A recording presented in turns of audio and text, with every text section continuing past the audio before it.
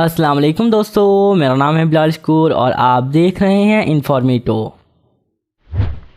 طیارہ محض 25 سیکنڈز کے لیے ہوا میں تھا، پھر پائلٹس نے عجیب آوازیں اور وائبریشنز سنی۔ انہوں نے حالات کو بہتر کرنے کے لیے کئی طریقے اپنائے لیکن کچھ کام نہ آیا۔ انجن چلتے رہے لیکن ہوا میں صرف 1 منٹ بعد جب جہاز 3000 فیٹ کی اونچائی پر پہنچا تو دونوں انجن فیل ہو گئے، پہلے دایاں انجن اور 2 سیکنڈز بعد بایاں والا۔ پائلٹس نے دوبارہ اس ایئرپورٹ کی طرف جانے کا فیصلہ کیا جسے انہوں نے ابھی چھوڑا تھا۔ اسی وقت انہوں نے انجنز ری سٹارٹ کرنے کی کوشش کی لیکن کچھ بھی کام کرتا دکھائی نہیں دے رہا تھا۔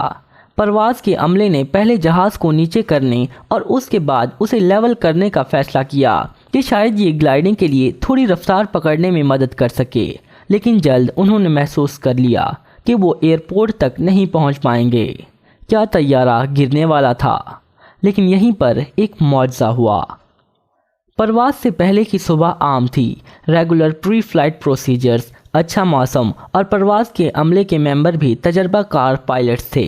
ایک 44 سالہ ڈینش کیپٹن 8000 فلائٹ آورز کے تجربے کے ساتھ اور ایک 34 سالہ سویڈن کا فرسٹ آفیسر 3000 گھنٹے کے تجربے کے ساتھ۔ تو کیا غلط ہو سکتا ہے؟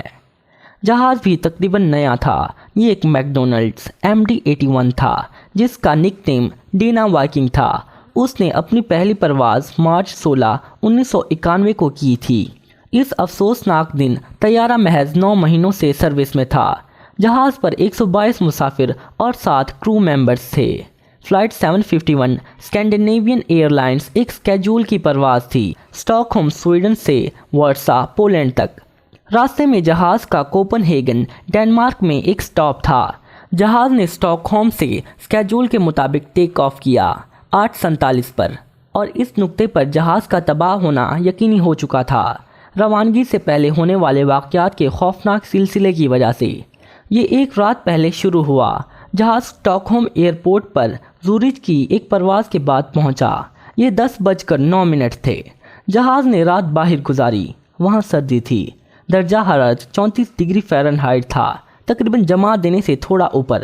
جس نے سچویشن کو مزید بدترین بنا دیا وہ 6000 پاؤنڈز ایندھن تھا جو جہاز میں ٹھنڈا ہو کر پروں میں موجود ٹینکس میں رہا۔ فیول اتنا ٹھنڈا اس لیے تھا کیونکہ جہاز کروزنگ ایلٹیٹیوڈ پر اڑ رہا تھا، جہاں جہاز کے باہر کا درجہ حرارت -61 سے -80 ڈگری کے درمیان تھا۔ زورچ کی پرواز کا دورانیہ 1 گھنٹہ 40 منٹ تھا۔ آدھی رات کے بعد ایئر کرافٹ کو چیک کرنے کے لیے ایک فلائٹ ٹیکنیشین آیا۔ اس آدمی کو لینڈنگ گیئر سے کچھ کیچڑ اتارنا تھا، ادروائز وہ اس کی جانچ نہیں کر سکتا تھا۔ تقریباً 2 بجے جب وہ جا رہا تھا اس نے کچھ برف جہاز کے پروں کے اوپر والے حصے پر دیکھی۔ صبح تک حالت اور سنگین ہو چکی تھی۔ ایک شفاف تقریباً نہ نظر آنے والی برف کی تہہ پروں کے اوپر جم گئی۔ جہاز کو صبح 8:30 بجے نکلنا تھا۔ روانگی سے 1 گھنٹہ پہلے ہوائی جہاز کے ذمہ دار میکینک نے دیکھا کہ کچھ برف پروں کے نیچے جمی ہوئی ہے۔ اس نے اسے یقینی بنانے کا فیصلہ کیا کہ پروں کے اوپر کوئی بھی برف نہیں تھی۔ وہ ایک سیڑھی پر چڑھا اور ایک گھٹنا ونگ پر رکھا، پھر وہ پر کے آگے والے حصے تک پہنچنے کے لیے آگے جھکا۔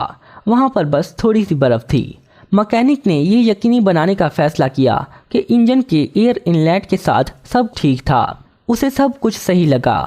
اس کے بعد بہت جلد عملے نے جہاز سے برف کو اتارنے کے لیے 220 گیلنز ڈی آئسنگ فیول استعمال کیا۔ جہاز کے کیپٹن کے ساتھ موجود میکینک کنسلٹنٹ نے پروں کے نچلے حصے کو بھی ڈی آئسنگ کرنے کا آرڈر دیا۔ آفٹر آل اس نے وہاں کچھ برف دیکھی تھی، لیکن کسی نے بھی ونگز کے اوپر برف کو دوبارہ چیک کرنے کا نہ سوچا۔ اس پروسیجر کو مکمل کرنے کے بعد میکینک نے کیپٹن کو اطلاع دی، ہمارا کام ہو گیا۔ ڈی آئسنگ مکمل ہوئی۔ وہاں پر بہت زیادہ برف تھی لیکن اب سب صاف ہے۔ کیپٹن نے میکینک کا شکریہ ادا کیا اور پرواز سے پہلے کے طریقہ کار کو جاری رکھا۔ جہاز رن وے کی طرف بڑھا۔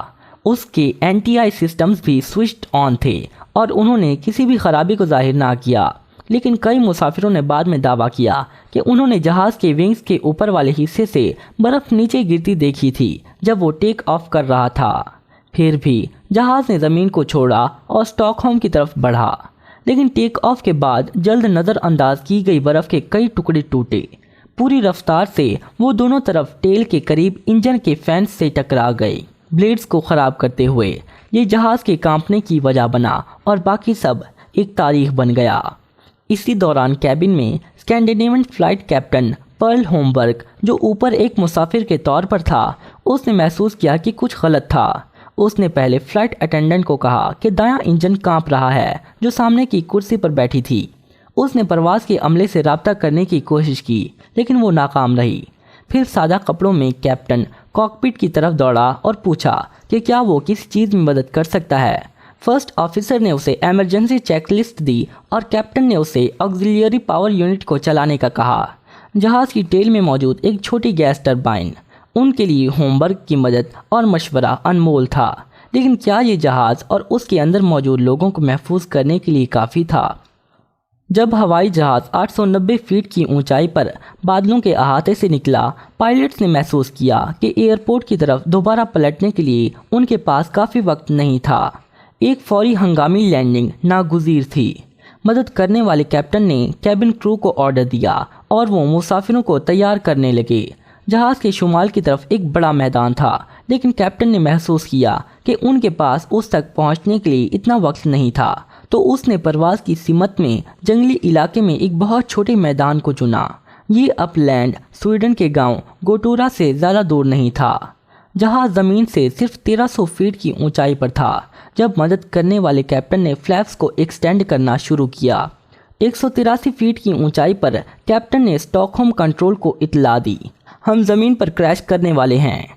7 सेकंड्स बाद जहाज़ उड़ते हुए कई दरख्तों से टकराया और उसके दाएं पर का एक बड़ा हिस्सा टूट गया। इस वक्त तक लैंडिंग गियर पहले ही निकाला जा चुका था और रफ्तार कम होकर 139 माइल्स पर आवर तक पहुंच चुकी थी।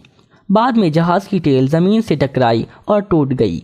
जहाज़ अभी भी तेज़ रफ्तार के साथ ज़मीन पर घसीटता जा रहा था। जहाज़ 360 फीट का सफ़र कर गया और बाद में उसके लैंडिंग गियर ने ज़मीन पर निशान छोड़े। एक पॉइंट पर जहाज़ ने मेन और नोज़ लैंडिंग गियर को भी गंवा दिया।